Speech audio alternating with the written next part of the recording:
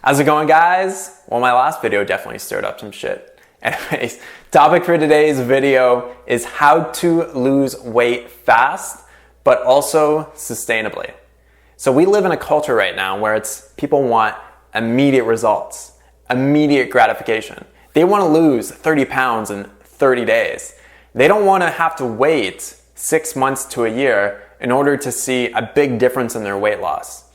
But the problem with doing a lot of these crash diets, where people are typically massively calorie restricting or eating a very low carbohydrate diet that's very low in nutrient density, is they're just not sustainable over the long term.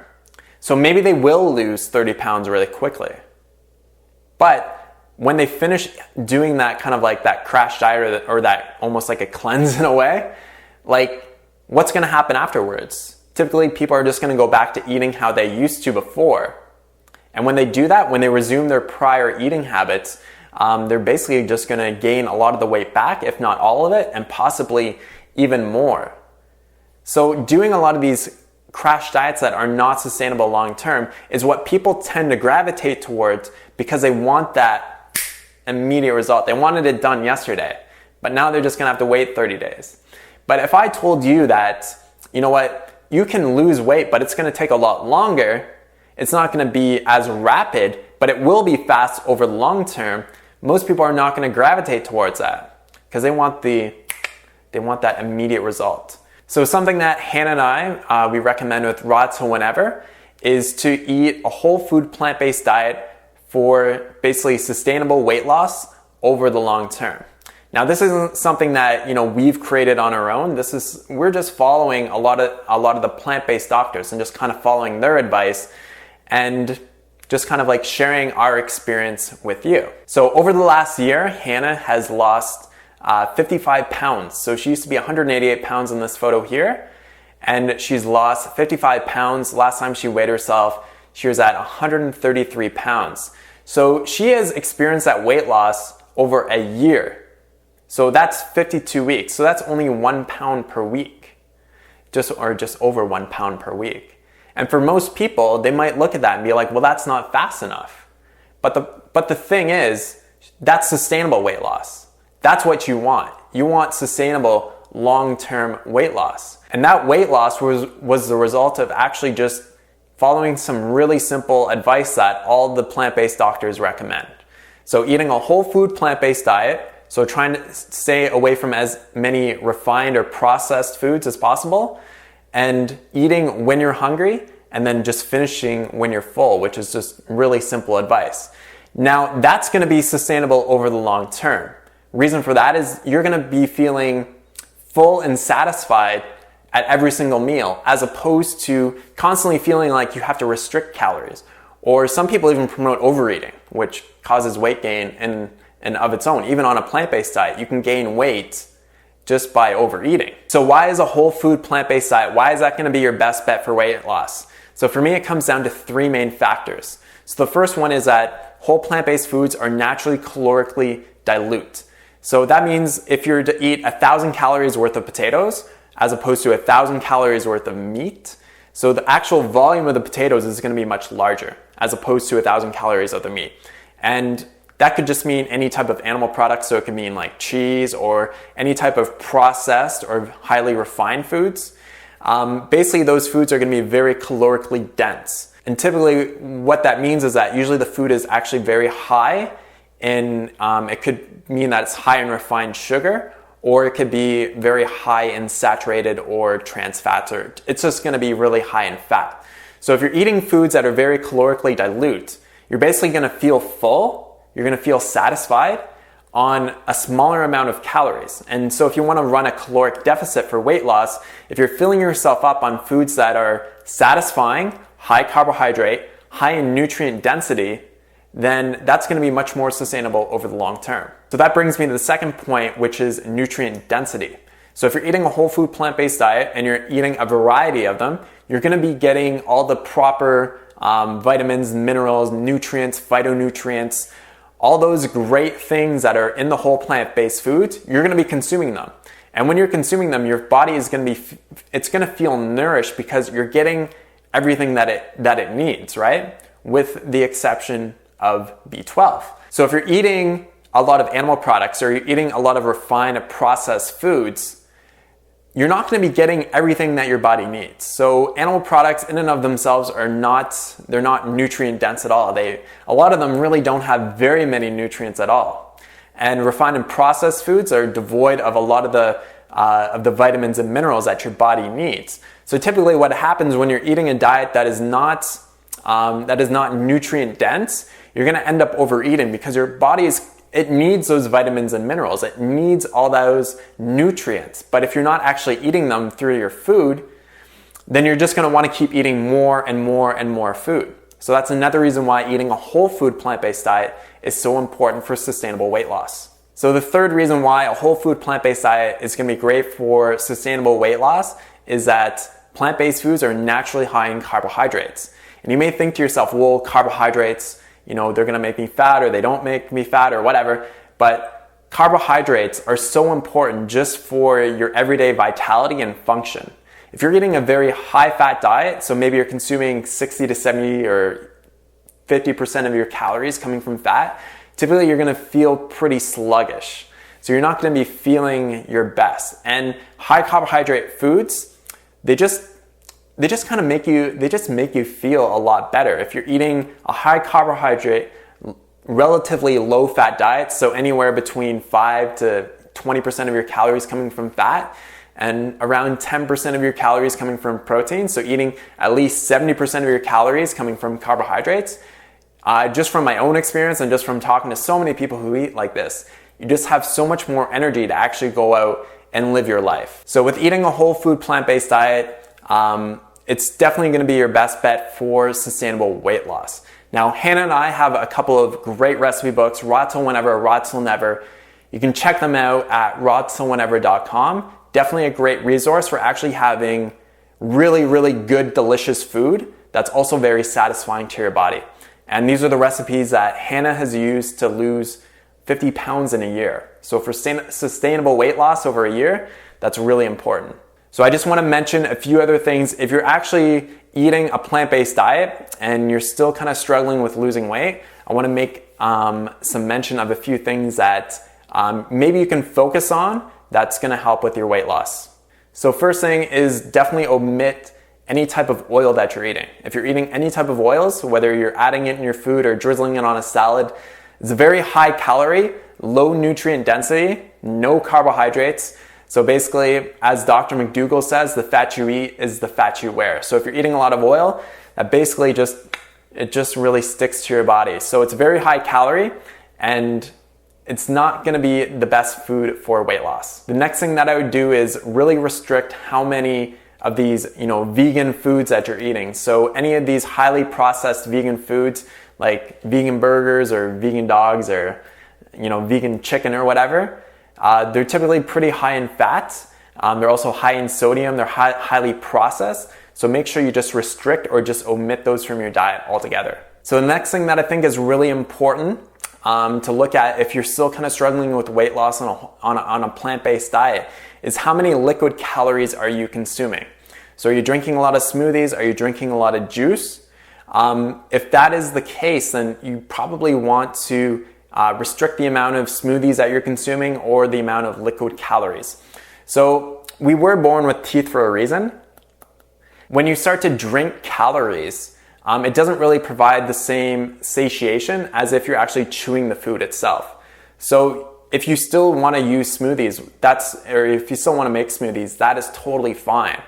Maybe just make the smoothies smaller or make them kind of like chunky smoothies, whereas you have half of the fruit or veg blended up and the other half is still in its unprocessed form. So it's not blended up. And then it kind of becomes like a chunky smoothie so that you're still going to be chewing a little bit and it's still going to be it's going to be much more convenient than actually just eating all the food whole. Something else that kind of gets me a little bit is eating out. So typically it usually happens when I'm with Hannah, but we tend to eat out a lot, and eating out at vegan restaurants, most of them high in salt, high in fat. A lot of them are not whole food plant-based, and it's nice to have those as a treat. But if you're having that treat once a day or multiple times per week, that could be actually hindering your weight loss. So just make it a treat, maybe once or twice a month, go out and enjoy a nice vegan meal at a restaurant. So another thing that you want to definitely consider is how many dried fruits are you consuming? Are you consuming a lot of raisins or a lot of dates or any other dried fruits? If you are consuming a lot of those could definitely be hindering your weight loss as well. Also, something that I probably struggle with the most is overeating and mindless eating. So what I mean by overeating is just basically eating past the point of satiation. So just eating just too many calories than I actually need, just kind of like really stuffing myself. And this is actually something I'm going to talk about in a separate video, much more in depth about my experience with overeating. But it can kind of take a little bit of time to actually train ourselves to just eat to the point of satiation. And I'm going to do more videos talking specifically about this. Something else that I know a lot of people do, and I do myself sometimes, is kind of like mindless eating or eating when you're bored because it just gives you something to do. And this is something that I've done for probably like over a decade, right? So just eating just for the sake of eating. And this could, even if you're eating healthy plant-based foods, this could still be hindering your weight loss because you're just eating more than you actually need. So those are my recommendations just for the food portion. So just for the food portion, with food, you really just want to make it fun. You want to make it tasty. You want to make it delicious. Focus on as many whole foods as you can. If you eat something that's refined or processed, don't beat yourself up over it. And just enjoy the food that you eat. But also just be mindful that there may be a few habits that you have that you just may want to tweak in order to optimize long-term weight loss on a plant-based diet. So for the last portion of this video, what I want to talk about is fitness and exercise. So this is obviously a really important part of living a healthy lifestyle. There's really no argument that exercise and fitness is going to be an important part of that. So I do see one thing that a lot of people I think make a mistake when they're looking at exercise and fitness in their life. And most people are focused on endurance as opposed to speed. So I'm going to talk about the reasoning behind that in terms of metabolic rates. But typically what happens is people run, just for example, we'll use running as an example. Somebody knows how to run 5 kilometers and they do like a 5K race. They're all excited. Then they're like, okay, I want to do a 10-kilometer race now. So then they do a 10-kilometer race. Or after that, then they're like, all right, I've done 10K. I'm going to do a half marathon. After that, they're like, all right, I'm going to do a full marathon. After that, they're like, I'm going to get into ultra running. But I've actually seen ultra runners and people who can finish a marathon and they're still actually kind of slightly overweight. And that kind of like boggles the mind, right? Because it might be like, why is that person overweight when either they're an ultra runner or they can finish a full marathon? And that's because they don't have any speed. They don't have any speed at all. They're slow runners. They have a lower muscle to fat ratio. They haven't developed their muscles and the conditioning so that it basically boosts their resting metabolic rate. And by boosting their resting metabolic rate, they'd be able to lose weight, if that's their goal, much easier because they have that higher level of muscle to fat ratio. So first, let me just go over the factors that affect basically your resting metabolic rate or just your metabolic rate in general. So the first variable is your genetics. So obviously some people just naturally burn more calories than others. I'm one of those people that I should really be, according to my prior eating habits when I was younger, I should probably have been like 300 pounds, but I didn't even tip over 200. So some people naturally just have a higher metabolic rate. Next thing is gender. So gender obviously plays a role. Males typically have a higher muscle to fat ratio, so they have more muscle in their body. Muscle burns more calories than fat, so they will typically have a higher metabolic rate. Age is also another variable for metabolic rates. So typically the younger you are, the more calories you burn. As you get older, your metabolic rate goes down a little bit and you don't burn as many calories. Now, weight is also another variable. So the more that somebody weighs, the higher their metabolic rate is going to be. So somebody who is very overweight is naturally just going to burn more calories because there's basically more to them. than someone who's lean. Height is another variable. So typically the taller somebody is, the more calories that they naturally burn because of more surface area on the body. So the next one that I want to talk about is body fat percentage. So if you have a higher body fat percentage, then you're naturally just going to burn less calories as opposed to somebody who has a lower body fat percentage. So basically what that means is that they have a higher muscle to fat ratio and they're going to be burning more calories. And this is where there's a difference in terms of training, right? So if you're focused on constantly and just doing endurance training, so running, just for example, running longer as opposed to running faster, basically what happens is that you're not really pushing your body to the point where you're really going to be breaking down your muscles and building up your muscles in a different way as opposed to doing endurance training. So the main two variables that you want to focus on for rapid or for very fast weight loss that's sustainable over the long term is that you want to focus on your speed. So I know a lot of people are focused on endurance. They want to run a longer distance and they want to run marathons or do ultra marathons or whatever, right? But if you're really looking to raise your resting metabolic rate so that it becomes easier for sustainable weight loss over the long term, you want to focus on your speed. So if you look at the fastest runners, like Olympic athletes, they're all just string beans basically, right? If you look at the really fast, say 1500 meter runners or 5K runners, they're so small, right? They're so lean. And that's because basically, obviously they've put in the training, but it's a very specific type of training. It's different than doing endurance training. So they want to become the fastest over that distance. So they're going to be basically pushing their body to a level that is very uncomfortable. So this is something that I was doing specifically when I was in Vancouver, BC, is that I focused on hill training when I was there. And I basically dropped down to a weight that was almost too small, too skinny for me. So I'm 6 foot tall and I got all the way down to 145 pounds.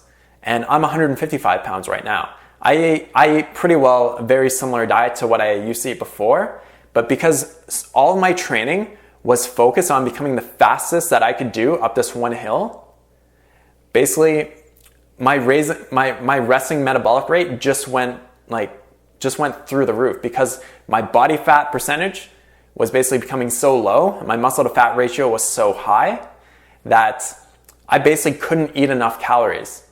It was hard for me to eat enough. I was always hungry. But I was also only 145 pounds at 6 foot tall. So that's pretty low BMI right there. So instead of focusing on endurance, you want to focus on speed. And that's how you're really going to get, if people want a really toned body, doing cardiovascular exercise in that kind of way is going to be, you're just going to notice the difference so much more quickly as opposed to just thinking I'm just going to run 5K or I'm just going to run 10K. You want to focus on becoming the fastest. Speed is so important. Speed, when you do that intense exercise, that intense fitness, breaks down your muscles are going to be sore. Your heart rate is going to be through the roof. Not through the roof, but it's going to be much higher. It's going to be between 170 to 190 beats per minute. But by focusing on that speed, it's going to be the best for sustained fast weight loss over the long term.